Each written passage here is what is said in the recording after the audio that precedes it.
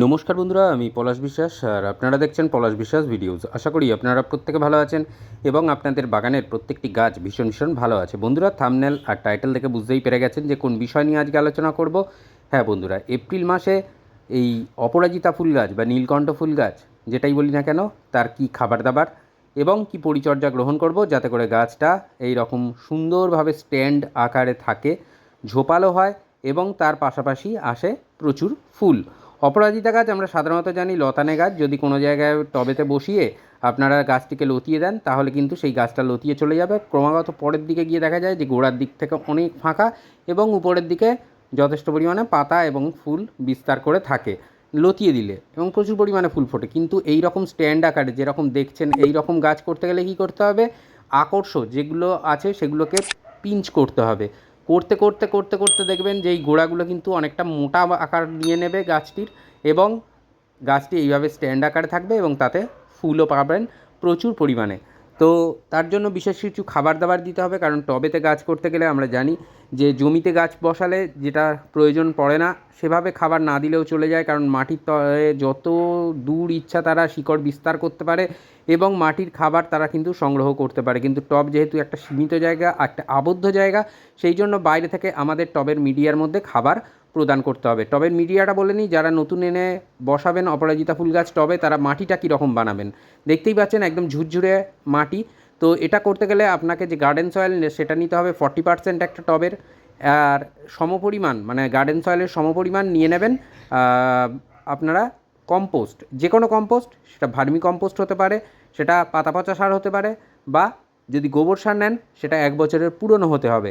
তাহলে গোবর সার বা ভার্মি কম্পোস্ট, মোটামুটি কম্পোস্ট এবং মাটি মিলিয়ে একটা টবের 80% ভরে ফেলতে হবে।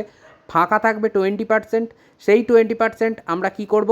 আমরা 20% নিয়ে নেব বিল্ডিং কনস্ট্রাকশানে ব্যবহার করা হয় যে লাল মোটা দানার বালি, সেই বালি বার 3-4 ধুয়ে নেব। ধুয়ে নিয়ে আমরা মাটি, বালি এবং ভার্মি এই 3টি উপাদান দিয়ে নতুন গাছ আমরা প্রতিস্থাপন করব। যদি নতুন গাছ করি তাহলে বুঝতে পারছেন কোনো ধরনের কোনো খাবার নয়, কিচ্ছু নয়। প্রতিস্থাপনের 15 দিন পর থেকে আমরা মিক্সড খাবার এবং তরল খাবারগুলো দেওয়া শুরু করব। তার আগে কোনো খাবার দাবার দেবো না, জল দেবো নতুন গাছ প্রতিস্থাপন করে, এবং সেটা মাটিটা যাতে হালকা ময়েশ্চার থাকে সেই রকম ময়েশ্চার মেনটেনটা আমাদের করতে হবে। এছাড়া আর কিন্তু কোনো কাজ নেই 15 দিন। তারপর থেকে আমরা সপ্তাহে 2বার করে কোনো তরল সার, 2বার করে সরিষার খোল পচা জল, এই এই ধরনের খাবার দেব, এবং 15 দিনের ব্যবধানে মিক্সড খাবার দেব। তো সেই রকমই এপ্রিল মাসে আপনারা যে খাবারটা দেবেন সেই খাবারটা দিলে কিন্তু গাছ ভরে ফুল আসবে। তো কী সেই খাবার দেখতেই পাচ্ছেন, এখানে রয়েছে সিঙ্গেল সুপার ফসফেট। 10 ইঞ্চি টবের জন্য বা 12 ইঞ্চি টবের জন্য বলছি, 1 টেবিল চামচ পরিমাণে সিঙ্গেল সুপার ফসফেট নেবেন। তার সাথে মিশিয়ে নিতে হবে এটা দেখছেন মিউরেট অফ পটাশ, অর্থাৎ লাল পটাশ, 1/2 টেবিল চামচ নেবেন, পুরো 1 টেবিল চামচ নয়, 1/2 টেবিল চামচ নেবেন।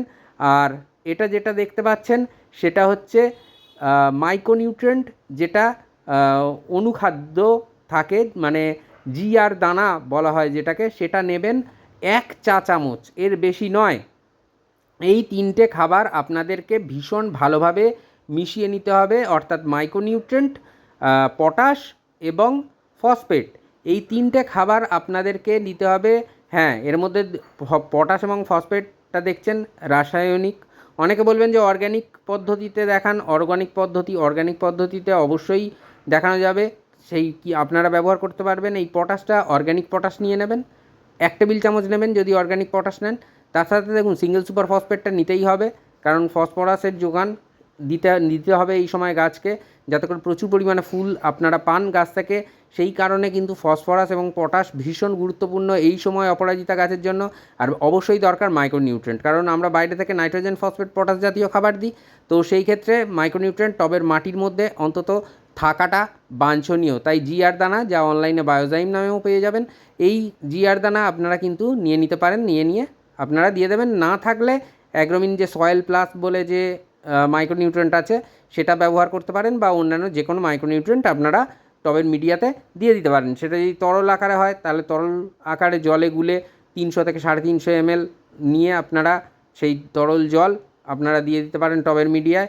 1 লিটার জলে যে কোনো লিকুইড মাইক্রোনিউট্রিয়েন্ট 1 ml থেকে 1.5 ml গুলবেন, গুলে কিন্তু আপনারা তার থেকে 250 থেকে 300 ml জল, তরল জল আপনারা দিয়ে দিতে পারেন টবের মিডিয়ায়।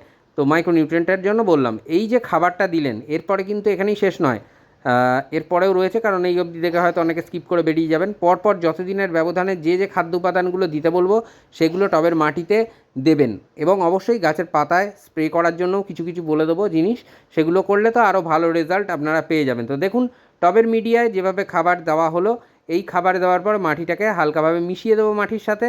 এই মিশিয়ে দিলে আপনাদের গাছগুলো কিন্তু দুর্দান্ত রেজাল্ট, দুর্দান্ত মানে ফিডব্যাক আপনাদেরকে দিয়ে দেবে। আপনারা এই খাবার অপরাজিতা গাছে যদি দেন এপ্রিল মাসে 15 দিনের মধ্যে আপনার গাছ ফুলে ভরে যাবে।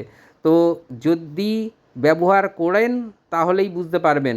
আর এই খাবার দিচ্ছেন, দেওয়ার ঠিক 3 দিন পরে টবের মিডিয়ায় হিউমিক অ্যাসিড 1 লিটার জলে লিকুইড ফরমেশনে যাদের কাছে আছে 1 লিটার জলে 1 ml থেকে 1.5 ml নেবেন। যাদের কাছে ডাস্ট ফরমেশনে আছে তারা 3 গ্রামের মতন নেবেন 1 লিটার জলে, নিয়ে গুলবেন। জলেতে গুলে ভালো করে সেই হিউমিক অ্যাসিড মিশ্রিত জল আপনারা দিয়ে দেবেন টবের মিডিয়ায় 200 ml মতন। তো এটা দিলেন, দেওয়ার ঠিক 2 দিন পরে থেকে সরিষার খোল পচা জল সপ্তাহে 2 বার করে পাতলা করে একদম দিতে থাকুন, খুব ভালো রেজাল্ট পাবেন। এছাড়া আলুর খোসা বা কলার খোসা ভেজানো জল বা পেঁয়াজ খোসা ভেজানো, মানে 3 দিন পচাবেন, পচিয়ে সেই জলের সাথে সমপরিমাণ জল, সাধারণ জল মিশিয়ে সব গাছের টবের মিডিয়াতে দিতে পারবেন। এই তরল পটাশিয়ামে ভরপুর থাকে।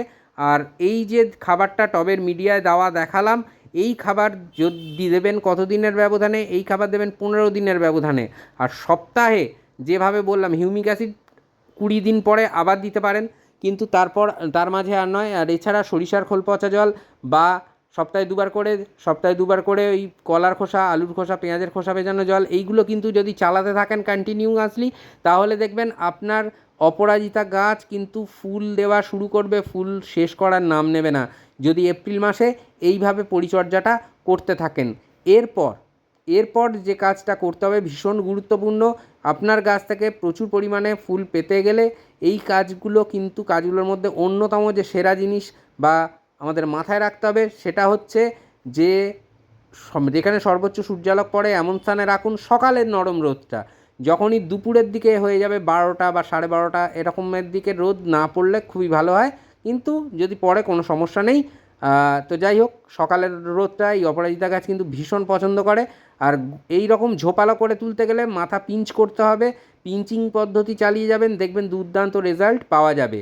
এরপরে যেটা হয় অপরাজিতা গাছে, দেখুন আমার গাছেও হচ্ছিল, হালকা সবুজ পাতা হালকা হলুদ বর্ণের হয়ে যায়। তো এই ক্ষেত্রে রক্ষা করতে এবং কুঁড়ি এবং ফুল প্রচুর পরিমাণে আনতে মাইক্রোনিউট্রিয়েন্ট গাছের পাতায় স্প্রে করতে হবে। 15 দিনের ব্যবধানে আপনারা মাইক্রোনিউট্রিয়েন্ট গাছের পাতায় স্প্রে করবেন। যেদিন টবের মিডিয়ায় খাবার দিলেন তার থেকে ঠিক 2 দিন পরে আপনারা গাছের পাতায় মাইক্রোনিউট্রিয়েন্ট স্প্রে করতে পারেন। আমি বায়োভিটা-এক্স দেখাচ্ছি মানে এটাই দিতে হবে এমনটা নয়। এছাড়া আপনারা Sagarika, all in gold super বা আপনাদের অ্যাগ্রোমিন গোল্ড, অ্যাগ্রোমিন ম্যাক্স, এই ধরনের প্রচুর মানে রয়েছে অনুখাদ্য মাইক্রোনিউট্রিয়েন্ট, যেটা কিনা আপনারা গাছের পাতায় স্প্রে করতে পারেন। এবং সেটা করবেন কত দিনের ব্যবধানে, সেটা করতে হবে 15 দিনের ব্যবধানে। যেদিন টবের মাটিতে মিক্সড খাবার দেওয়া হলো তার ঠিক 2 দিন পরে আপনারা এই কাজটা করে ফেলবেন। তো দেখুন, এইগুলো করলেই কিন্তু এই রকম মানে ঝাঁকে ঝাঁকে ফুল আপনার বাগানে, আপনার অপরাজিতা গাছে ফুটে থাকবে।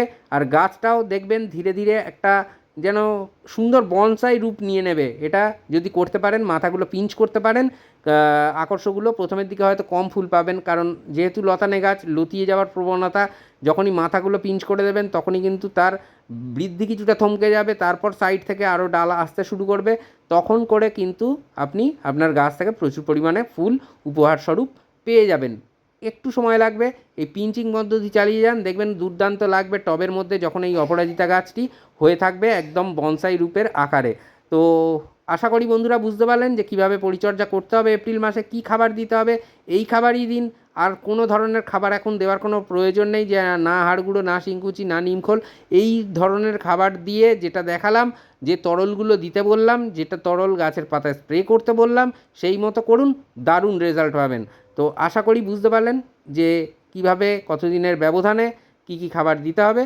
তো আজকের মতো এ পর্যন্তই, আবার আসবো আগামীকাল সন্ধ্যে 6টায়। খুব ভালো থাকবেন সকলে বন্ধুরা, আর অবশ্যই দেখতে থাকুন পলাশ বিশ্বাস ভিডিওস, প্রচুর পরিমাণে শেয়ার করে দিন সকলের মাঝে, যাতে সকলে সুন্দরভাবে আমরা বাগান করতে পারি। মন থাক চিরসবুজ, পৃথিবী হোক সবুজময়, এই বলে আজকে এখানেই সমাপ্ত করছি। হ্যাপি গার্ডেনিং বন্ধুরা, খুব ভালো থাকবেন সকল, আর প্রচুর পরিমাণে গাছ লাগাতে থাকবেন।